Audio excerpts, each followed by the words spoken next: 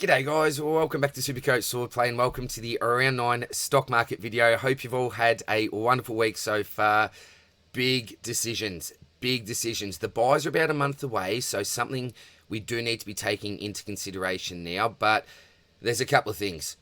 The rookie cupboard. It is absolutely bare. Lots of us are looking to go early. In saying that, that range between the 475 to 525k mark, your Dawsons, your Warner, these type of players, there are so many good options. It is not funny. So what do we do? Do we need to start moving on? Your Flynns, your Bices, your Cheras. I don't want to, but we may be forced into certain things. It's very much team dependent, but we'll talk about all the big plays. You can see the man up the top there, Henry Hustwaite. I'll say it right now. Absolute must-have this week. Get the man in if you don't already have him. Chadley Warner, all of a sudden back in form, looking like a top 6 forward, a very popular option this week, along with Jordan Dawson, who you see there in the middle. Is he going to be a top 4 midfielder for us? Probably not, but top 8 to 10, certainly think he is capable of doing that. The big question this week is, as I just mentioned, do we move on people like Adam Shearer, or do we just simply focus on holding him, getting the rookies off field? A big discussion point. And the man down the bottom, sorry, I just can't trust him anymore. And look at him just make me look silly, but I'm writing him off as a Supercoach pick. Tommy Stewart, no longer a Supercoach pick. I say get him out of your side and move on to someone that's in some decent form and has a nice and low break even. So, guys, I'm going to keep this one relatively short. Now, I do have something here, a couple of things I do need to show you. We do have our Supercoach beanies, so in stock, we've got 50 new ones, a couple of orders yesterday. Remember, $5 from every beanie sold does go to the Royal Children's Hospital Good Friday. People were able to donate $300 to that already and counting. And these are the big boys here. The Swordplay rugby polo tops, that's how it's going to arrive.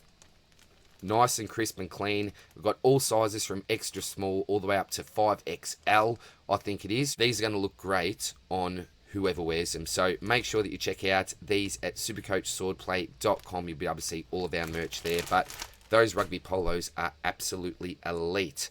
But that is it for the intro, guys. Let's get into it. You know where we start every single week. The 500k plus defenders. Let's go.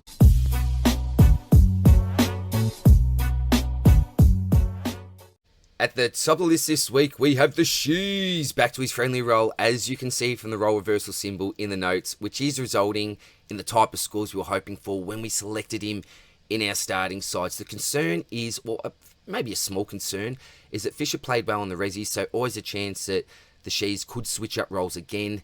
Surely not, but we never know. Only the 1 sub-ton in the past 5 weeks, and his lowest possession count during that time was 27. Everything else has been above 30. Also had a season high 19 handball receives last round, which suggests that this man is hungry. If you trade him out or never had him to begin with, I think he sits at a really nice price here. The great Zorko, or not so great in the past month, now sits at a very friendly price for potential and seems like a ripping pick. 501,600. In saying that, there are some red flags. Age, scoring regression, and the arrival of Kitty in the next week or two. Now, to be fair, to my eye, his last 2 scores should have been 110 plus. Possibly some bias, but he's getting enough of the pill. Against the Saints, I was watching this live, had 34 touches, 26 of those kicks, and only scored 104. Like, come on, champion data. Still had 5 out of 7 kick-ins last week, so that hasn't changed for now. But will Kitty take over the kick-in duties? I don't think completely, but he'll be given his share for sure. Moddy also comes in for a free chip here and there. In general play, the big question is how Zorks is affected by Kitty, because we all know that Brisbane love the ball in Kitty's hand. They love it in both players' hands. Kitty is that lovely user by foot, not as run as carry as Zorks, but a beautiful distributor. And his last game in the VFL, well, his first game back for ages, he took the piss. 28 touches, 17 uncontested, and laid 5 tackles for 136 Supercoach points. You just love to see or have a weak starter on them playing together, but you can't if you go on this week on Zorks. There's some massive upside with the ceiling. You can get close to those first 3 scores, but certainly some concerns, as I mentioned. So a bit of a gut feel for you here, people, but I think you could definitely have a stab. You could go worse at the price. Matty Roberts, 25 touches, 21 of those being kicks. Wasn't as damaging or effective as what we've seen, but no need for panic stations. He's coming off a pair of nice 100 plus scores. So one we keep at D6 or ride out for as long as we can. Just use him as one of your last upgrades if you can. After producing his highest score of the year in round 7, Lockie Ash followed that up with his second lowest score of the year with an 85 against the Swannies. Again, far from disaster, but if you trade him in last week, it would hurt. 570k plus for a pod player with no premium history is always a bit of a gamble when it doesn't pay off, and it does really hurt. But I wouldn't be too concerned here. That's his first sub 100 in 5 weeks. Other scores have read 130, 137, 108, and 140. So it does hurt, but yeah, you're still wrapped that you got him in your side. Nas, to be honest, is one of the only defenders I've got real confidence in at the moment. Such a silky player, the safest houses symbol suits him next to his name because I really don't think it can go wrong. He doesn't present a heap of value, but if you're looking to lock in just a stress-free pick and a current, what is he? He's a current top 3 averaging defender. 96, 113, 110, 123, 133, 99, 111, and 97 so far. That shows what a mid-90s floor and a 130-odd ceiling. He's been pushing up to that midfield at times, loves kicking a goal, but has also continued to roam down back. So I think Nas is going to be a great selection.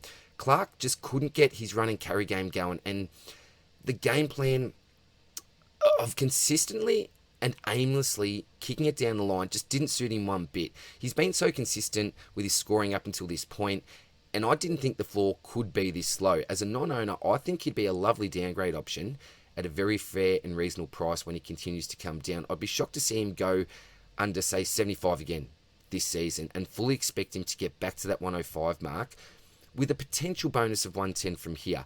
A safe as houses type pick with a good buy, just had a down game for me. Jackie Sinclair, well, he was basically locked in as a trade for me this week, but with another low score and a break-even of 131, we can just afford to wait another week. Now, don't get me wrong, if you need defender this week, you can absolutely go for it, but with talks of a slight change of role, playing higher up the ground, etc., it's safer just to wait. 21, 29, and 20 touches in his last 3 weeks, and he's only averaged 1 tackle a game during that time as well. Things just seem a little bit off. Now, he could turn it around, smash his break even this week. We really never know. What I do know is that he'll be sitting in my side if all things go well in round 10. It's been a rough 3-round patch, as you can see from his 3-rounder there, but keep in mind that before this few weeks stretch, he had a month of 100 plus scores with 145, 162, 118, and 108. So still very confident he sits in the top echelon of our defensive primos. And look, Whitfield was fantastic, and I'll take a 111 every day of the week and twice on Sundays, playing at the SCG whilst copping a Jordan tag. Well done, son, and it really does go to show his quality. Playing at the Cattery this week may give us one of his floor scores for the year, but after this week, his fixture outlook is much brighter. Another score around what he did last week, just say the 111 range, would be huge for us. It'd be a huge win when the likes of Zorko and Sinclair have just dropped off. So Lockie's just kept on trucking. Looks like a certain top 3 defender as things sit.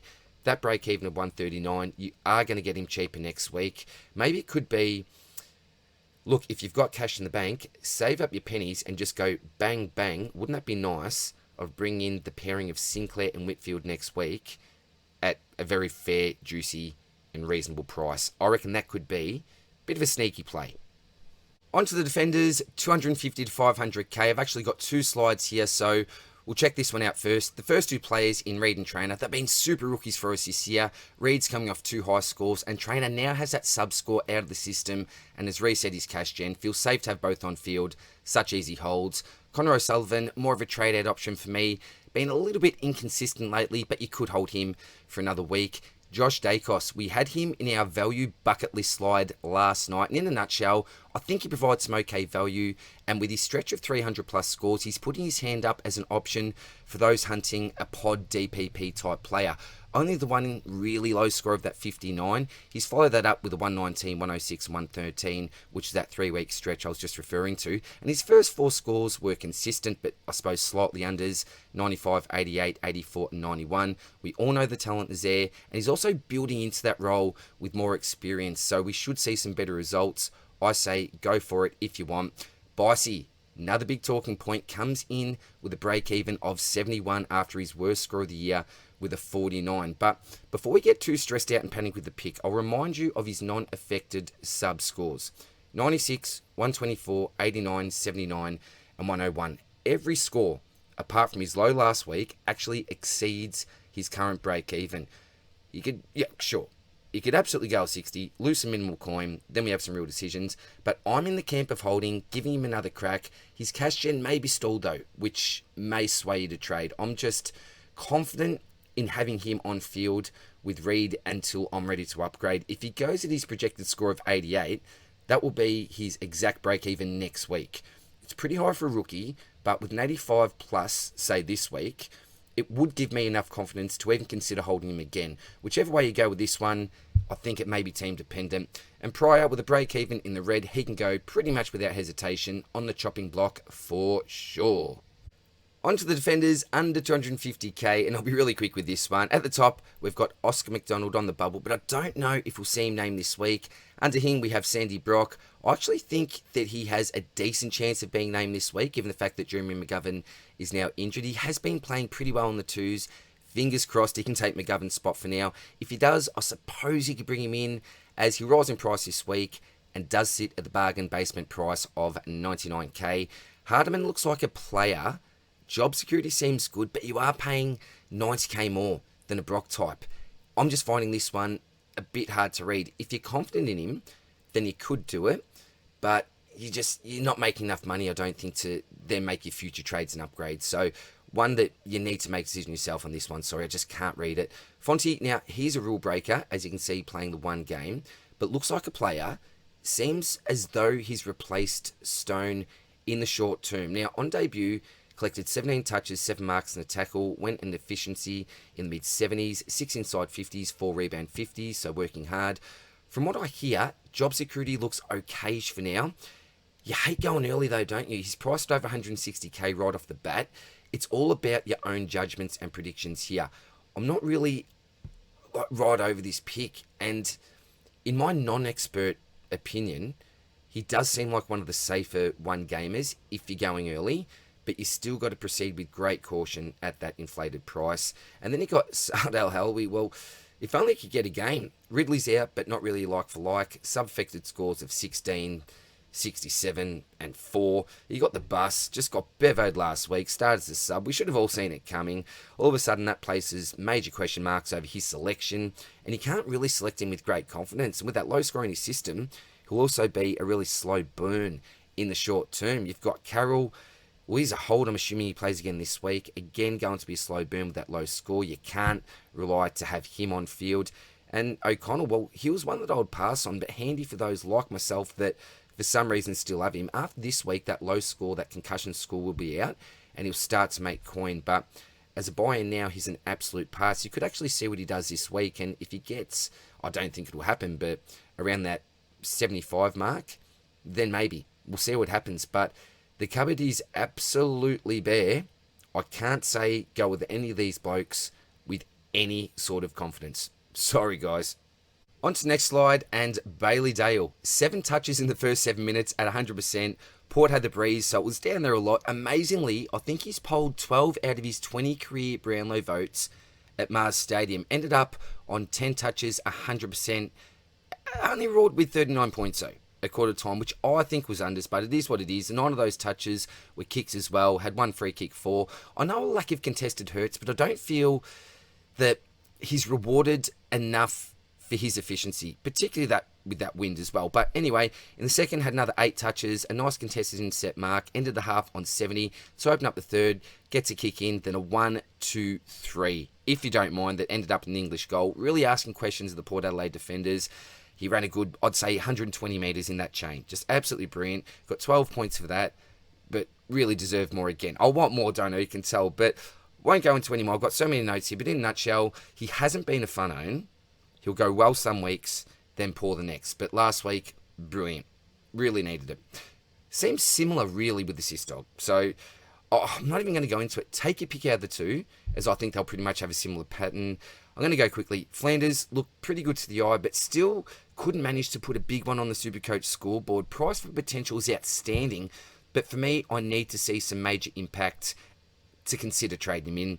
It's harsh, but I'm labelling Stewart as a non-pick, therefore a sell. Sorry, Tommy boy, just too risky with durability. And Holmes and Houston both have an identical 3-rounder and pretty much an identical price. I'm slightly worried on the Holmes pick.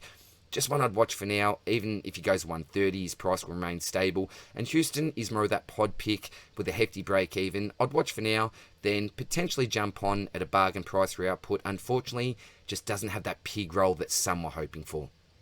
On to the midfielders, 500k plus. Now, given the fact I've had so many questions about Adam Chera and whether or not to trade him out, I'll be making, as a bit of a bonus, a separate video tomorrow morning dedicated just to that, just to this man, and just to the topic of do we actually hold. So I'm going to leave this parked here for now and do a really deep dive tomorrow. So stay tuned. It is a vital decision to be made. Caleb Strong, he's hurting owners. A lowly 80 for the schlong. I'd love to see him get some more outside ball. Everything seems to be contested. Based on current form, there's no real need to consider him. And I'd have many in front of him in the trade pecking in order. I still think he can come back, but Andy is a much better pick at the price. And, well, much better pick at the price. He's a much better pick than Sarong. The price is obviously vastly different, but in a nutshell, pass for me. The Bond. You know what you're getting here. So it's all about whether or not you're prepared to just pay up now. I don't even need to read through all the numbers. He's just a different beast. I'm going to team in with Butters here as well. Both elites, both expensive, both must-haves, both have the round 12 buy, and both are terrible anti-pods, as well as great captain options. So lots of similarities here.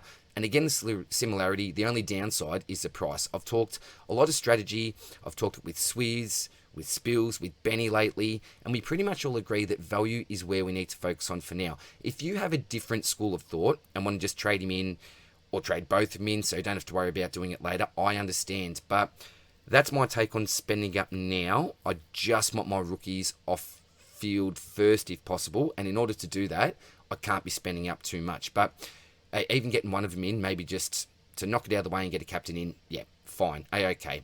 Tommy Green's a pod pick you could look at. Doesn't present the value like others do, but a lone wolf move, go away from the pack. Now, Brayshaw, I have the forgive symbol on. Finally, well below par score from him. Nothing went right. Only 6 CBAs in the second half. Actually lost them to Dogger as a bit of an experiment, I think, just to change things up. Only the third time Brayshaw has dropped below 20 CBAs in a game in the last 4 years. Had 18 on the night and gave away 4 free kicks. As I said, nothing went right. The handball receives weren't even there. I'm just giving him a mulligan. As an owner, I'm expecting a big bounce back game, and I'm even chucking the VC armband on him on the Thursday night. So forgive Andy, don't get too upset. He's going to come back. Nicky's non-owners, they can just wait and grab him now in another week or two. A massive win for those who didn't go there. Don't panic as owners though. We got him for a reason, and he'll go another 150 again before we know it. The Brayshaw and Dacos selections just didn't go off this week. Really disappointing. And Matty Rao, I'll say it again, we've seen this horror movie before, talked about him with Spills, and he just shivered. And there's no other player in the comp that can just drop off the face of the Supercoach premium planet like him. Dunks gave him a royal bath, couldn't get near it. Owners look away at that break even. He's going down, down, down. I'd insert that annoying Cole song if I could, but 186, ouch, ouch, ouch. On to the midfielders, 500k plus. And it's no surprise that Jordan Dawson turned to gold after the Professor traded him in last week. I tell you what, finally everything clicked. And when Dawson is on, his ceiling goes through the roof. Such a reward for owners. And it was just a matter of time before he went bananas. Everything just clicked. His efficiency was up. He looked confident in his own game, clunked his contested marks, and his scoreboard accuracy was back to its best. Being able to convert behinds into goals does wonders for a player's score. A real captain's knock, been up and down with scores of 103, 124, 96, 124, down to a 60, up to 113, mid 76, and then bang with that 156. But at the end of the day, it does all even out, and now is the time to pounce if interested. Last week's stats, they read 22 touches, half contested at 86%, had his kicking boots on again, a very solid 8 tackles, 3 contested marks, 3 goals, a perfect performance, and a buy now for sure. And I tell you what, even though some people thinking possibly a week late, we do miss out on that score, but I'm still extremely interested. Eddie Richards, we quickly discussed as a pod last night in the potty. Spills likes him, and he had a huge 150 last week. He has a second best 3-rounder here, And he's done that with Bont in the side. So another lone wolf move with an ownership of under 2%. I'll quickly discuss the three lines, boys, all together. Clugs a pod here, who's really broken out. Value is still there for what we've seen this year, but based off history, maybe not. We haven't seen that primo history, have we? Like we have the other two. The options that we've got below him in your Neils and in your Dunkleys, they're also cheaper, even all the way down to an Ashcroft, but still a fantastic lone wolf move here. I'd have to go with the other two. Like Chocky, he's found form in his past three. Amazing what you can do without a tag. Much more confident now, and I think it's still value at the price. Surely it is. Great to jump on. Phillips may try to tag him, but let's be honest, he isn't fit to shine like his shoes. And now watch the Supercoach gods get me for saying that now. Sorry, guys. But yeah, I've talked so much about Chocky. If you watch my round reviews, the other stockies, you know all about him by now, but just getting better without those tags. And Dunks is the real value pick of the lot here. So the one I'll discuss probably the most. We looked his numbers in great detail in our Primo Value Bucket deep dive last night. So fast forward to that section of the potty for more info. But loves his next few opponents. Could feast this week, particularly if Chocky does get the tag. Even if he doesn't, I expect him to go big. We've seen his ceiling in the opening round, and we could see it again this week. Just a real safe as houses, rock solid selection here. 173, 117, 105, 114. Then that lower 2 week run, your 88, your 83. Then back with 100 plus with 100 and 109.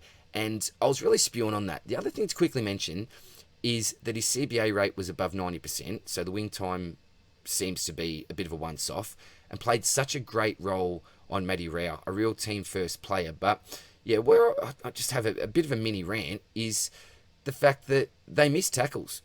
Champion Data have absolutely missed tackles here. So what were they doing? I've got no idea. But yeah, a little bit of a spew, but at the same time, I'm a pretty happy owner.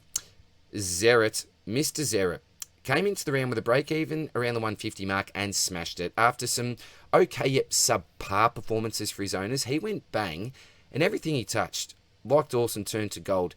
He won't be available and under 600k for much longer, but what a performance. His last quarter in particular was outstanding. Such a captain's knock. He notched up 11 touches at 100% efficiency in that quarter alone to end up with 35 touches on the night. We thought he'd do much better in previous weeks against some easier opponents, but did he sure make up for it? We know his history, just so consistent. He'll give you a top 8 average and some big ceiling games along the way.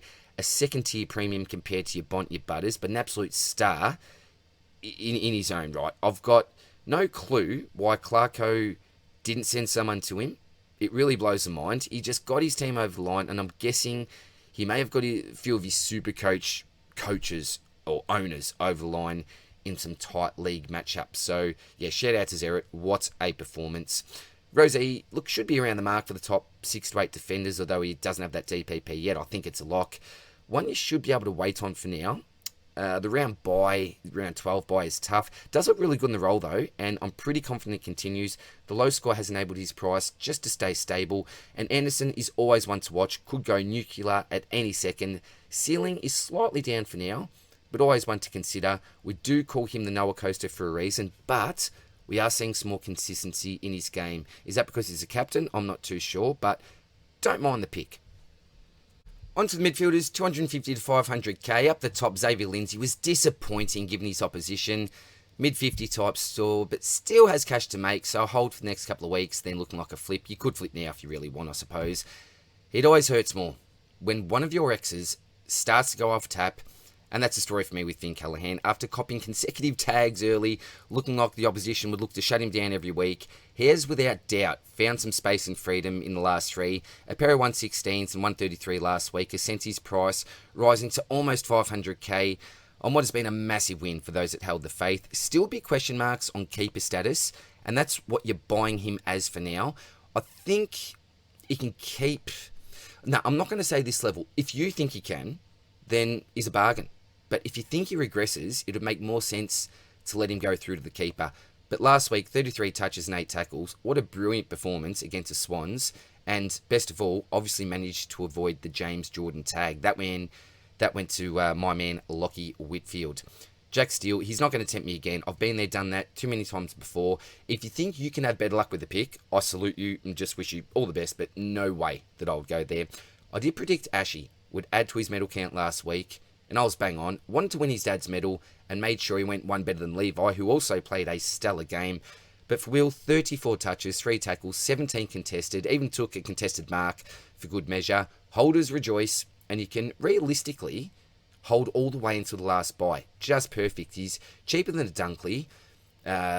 Dawson, if you want to save that cash and go with that young gun, he should put, I'd say, 125 plus against North this week, and then follow that up well against the D's. Just what a beautiful man he is. As a trade-in, I'm just not quite sure. LDU's pumping out some low hundreds. Don't know even how he's doing that. It just doesn't look great. One I'm still watching from a distance, though. If he finds form, he can rise rapidly in price. And Clary I spoke about in last week's live stocky, so I won't repeat my thoughts. Give him question marks over his mental state. I think we cash him in. If you held the faith last week, you could hold again. But for me, most likely time to upgrade him to a safer premium. And don't forget as well, guys, any donations to the channel go directly towards a bat for Jack. I'll put out a separate video in the next week or two with info all about this talented young man. Massive shout out to everyone that's donated through the super thanks so far. Love you guys.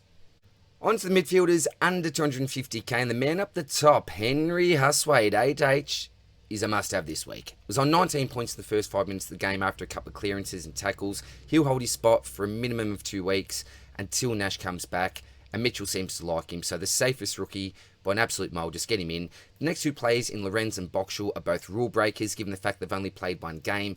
Job security's all over the place, but they were both impressive on debut. The box has some competition with players like it's the Pooh coming back, even Zach Jones. There's someone else I'm forgetting about, but looked hungry, laid a heap of tackles, did die off a little bit in the second half, so a real wait and see on the team sheets. If named, you could go early, but even so, he could be the sub or even out again next week. Lorenz collected 15 touches, used it well, had a much better Supercoach to Dream Team ratio.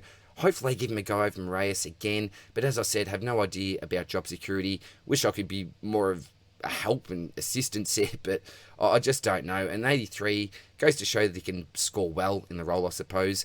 Clay Hall was actually close to BOG in the waffle on the weekend. Over 30 touches, led the Eagles for tackles, really put his hand up. I'm hoping he gets a chance. He couldn't have done much more.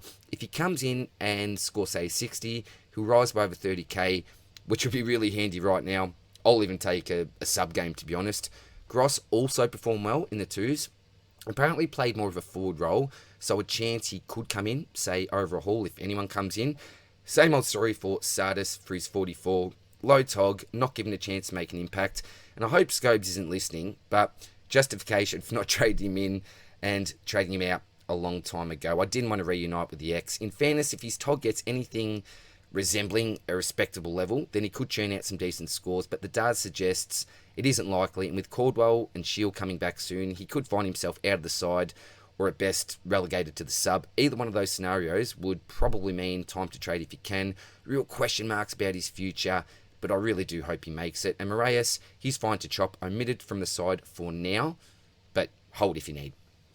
On to the big boys in the ruck, and at the top we have one of my boys, Darcy Fort, on the bubble this week. A slight chance he comes in with Day and Henry out, as well as question marks on Morris's fitness, but I wouldn't go there. He's a natural forward. If Oscar was out for a stretch, yes, but no, even for now I've selected. Big Romo, big talking point this week. My man Brad, Supercoach Pro, shout out to you, legend. Took the early plunge, jumped on last week, and was a very happy customer. You're saving bulk cash here on his starting price. He's got a history of premium scoring, has a break-even that is extremely juicy, and is a number 1 ruck. Durability is always a concern, but if he stays fit, this should be good. Barnaby mentioned last night, one of his comments on the potty, shout out to you as well, mate, that he ended last year with scores like your 107, 123, 135, 126, another 126, 146, and a 120. The issue is, where do you fit him in? We answered questions about the TDK to Rowan move last night, as well as that pivot jump up from Flynn. You could do it. I'm pretty sure Roscoe and the Professor are jumping on. They're going up from Flynn.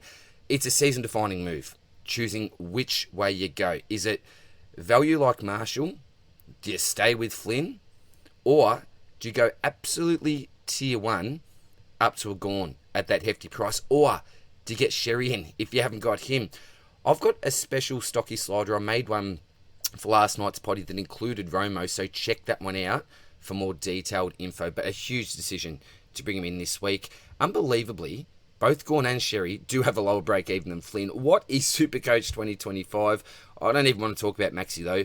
The big 3 scooper, career high disposals against my flex this week, and in career best form, dominating the competition, the toughest anti-pod in the game by a mile. It stings so much. No deep dive here because it's been well documented. The numbers speak for themselves. Those that have captained him lately have such a massive jump on the rest of us. It's now or wait and pray for a low score. It's simple as that. He's pretty much a must-have, so you pay up this week or risk losing him in the short term. In saying that, a sub 110 score will see his price will fall drastically. But is it going to happen? I can't see it. And Sherry, great trading option this week, I think. Looking at his break-even and recent scoring, the double scooper, as we said last night, fit and firing again, pretty much that must-have alongside Gawn.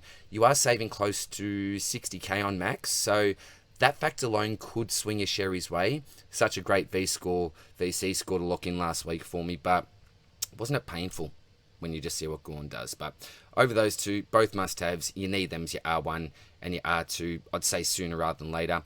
Matty Flynn, another huge talking point going into this round. Do we keep him? Do we trade him? Well, I think a lot of our decisions will be based on if he's even selected in the side. Spills is keen to get rid of him anyway, which is absolutely fine. So that may not dictate your decision.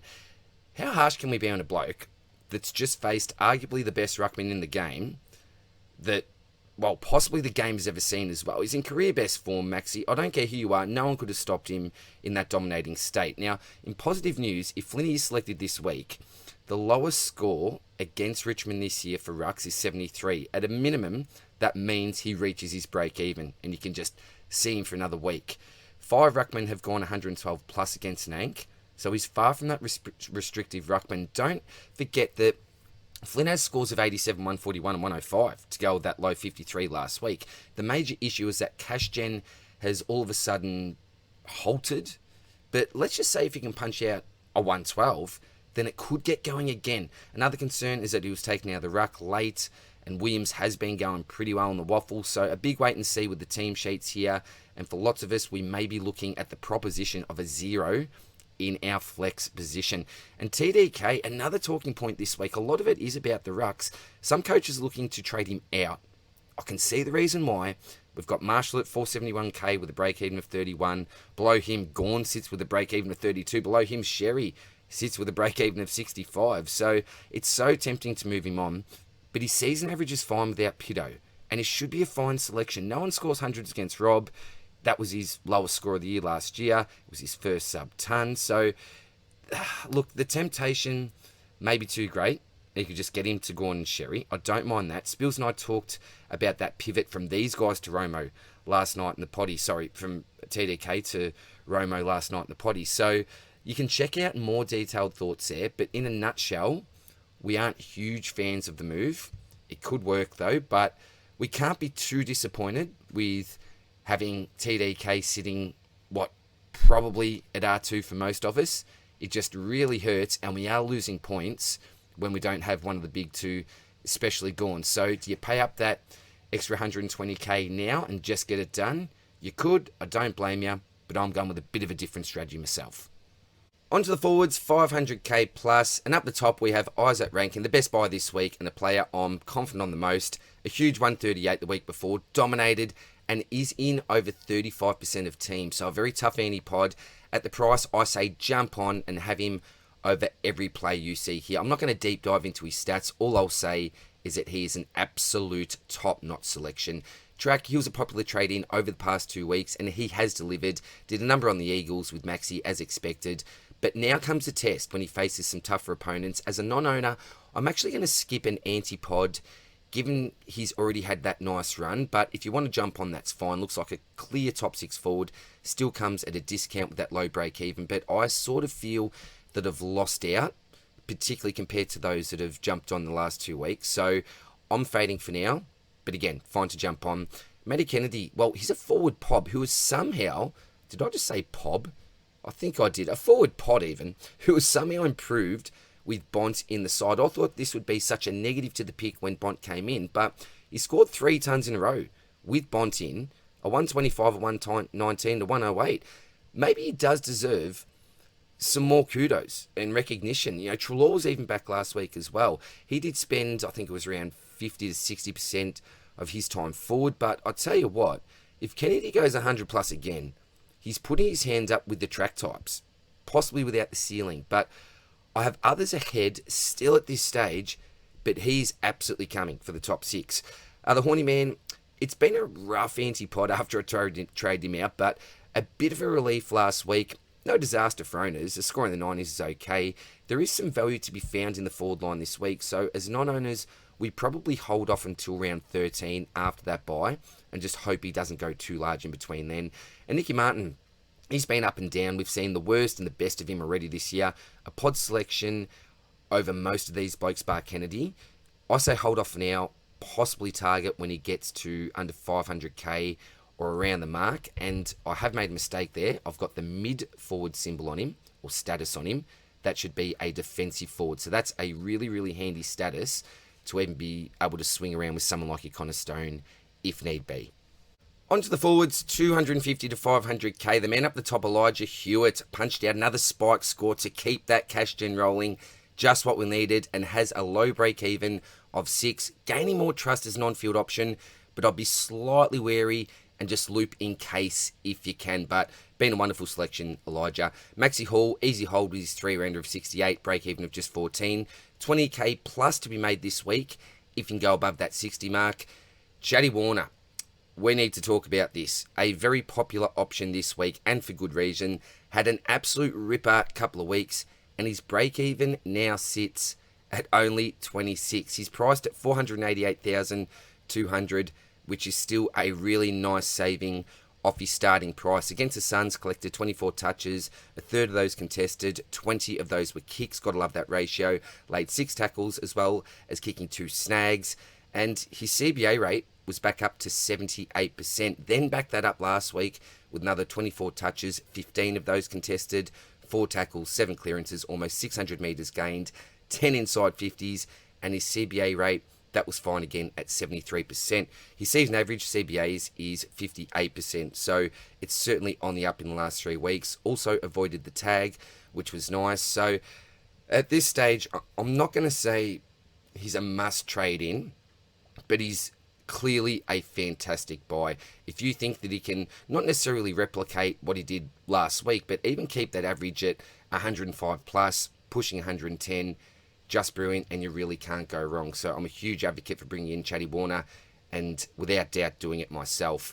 I love this man. I'm an owner. Ryan Marich. What a game from Rhino. Exactly what I needed as a non-track owner in particular.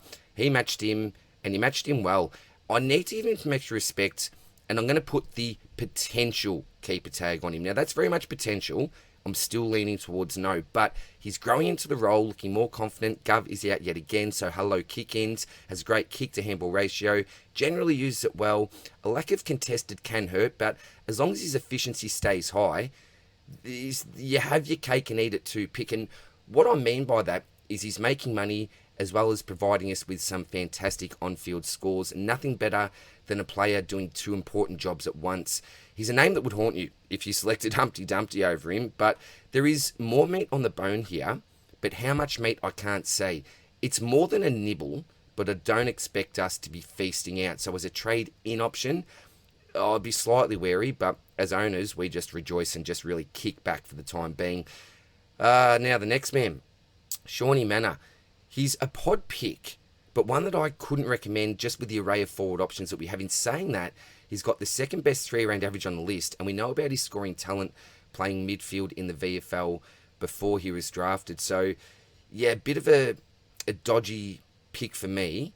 But look, if you went there as that lone wolf move and he worked out, then absolutely brilliant. Mr. Levi, well, he copped it from the Suns in the preseason Pracky match. So he decided to just embarrass and produce the best game of his short career. You could tell right from the start, he was just up for it. Look, locked in, found the pill with ease, made good decisions, went in hard, didn't stop running, finished with 29 touches, 10 of those contested, laid a few tackles, 4 free kicks, 4, so wanted the ball more than his opposition and put his head over it. So I tell you what, his old man would be extremely proud. Now, Sam Powell-Pepper, coming off 3 tons with 2-point DR scaling the week before, had an opportunity to hit the scoreboard early. but with a big breeze he missed. That was a little bit frustrating, but it is what it is. Copped a couple of hits and knocks, looked sore, soldiered early on. I forget who his teammate was, but almost took his legs out from under him. In the third, they chucked him in the midfield and then kicked a snag, which boosted his score a little bit. So at this stage, I think either way, if you want to trade him out, you can. He's absolutely done his job. But if you want to hold him for another one, I don't think he's a desperate must-trade out option. Pete Ling is a pod-type player if you need to go with someone that's extremely low, but it's an awkward price point. I just don't really see anyone going there. Both Reed and Davidson are sells at the moment. The break-even's very much in the red, which means it's time to cull, say thanks for your service. And these two blokes in particular have done a phenomenal job, made their 150k plus, given owners some decent on-field rookie scores. So cheers for that, boys. And Caleb Daniel, the helmet, is losing some fans in the community. Now, I would preach patience here. Remember, he's still a top 10 forward for average. If you want to move him, you can, but I'm in no rush. If his position in the side comes into question at some stage, then I'm straight out. But for now, I'll take the 90 type average if needed and ride the pick out for as long as I can. But if you're getting frustrated, you're losing patience, your decision, up to you.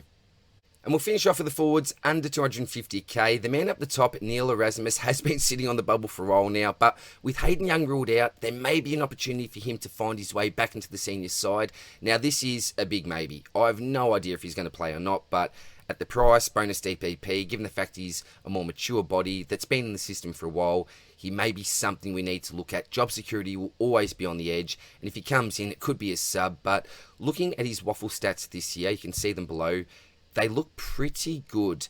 A down game last week, which wasn't ideal, but looking at his teammates, they didn't do much either. So wait for the team sheets and go from there.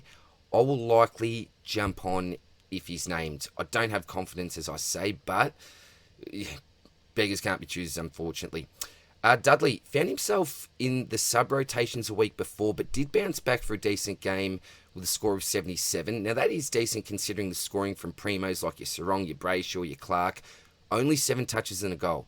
So that is concerning, but the most impressive thing about his game was his tackle count of 8. That was a second team high. And as I'm looking at this now, just notice Wagner laid 16. That's crazy. Maybe Champion Data awarded some of Dunkley's tackles to Wagner, but given the fact he was sub not long ago, this is Dudley, that concerns me. And in the role, consistency in scoring is tough, but that defensive pressure should at least allow him to hold his spot. Cleary played a really solid game for 63. That lower 30s out of his price cycle now, and as a result, his break-even sits in the negatives. That's really nice for owners. Just a hold for now and watch him grow. Stone was omitted last week, and I believe it was Fonzie that took his spot. Feel free to correct me if I'm wrong there, but as you can see, I have the omission and the worried symbol on him because given the fact he was dropped and his replacement performed well, it's hard to see him coming back straight away. So, unfortunate because he had that mini spike game the week before to reset his break even. Love his DPP for swings as well. Ollie Wiltshire, don't know much about this bloke and even how to pronounce his name, to be honest, but looking at his break even in 3-rounder, 1 old pass on, avoiding the Chris Scott factor is also a bonus if you pass. And last on the list is Isaac Kako, such a slow burn, but really good job security. I'm literally on repeat. Handy DPP. I say it every week. His ceiling has been a pair of 62 so far, so I was really hoping he could have punched out at least a mini spike game against the easier fixtures, a 75 and 80 type. Just not to be. As you can see from the symbols, shop if you need, hold if you like. So that's it for now, guys. Thanks for sticking with me to the end. Be sure to check out the Thursday live teams with Scobes, JG and Vern's been doing an awesome job there. We'll then see you Sunday night for Supercoach Talkback live. Be sure to check out the potty. Spills and I just got together and recorded that retro style, almost like we're going back to 2021. Covered all the big topics. So enjoy the content, guys. Good luck with your trade ins and your trade outs for the week. And I'll see you soon in the next one. Cheers, bye.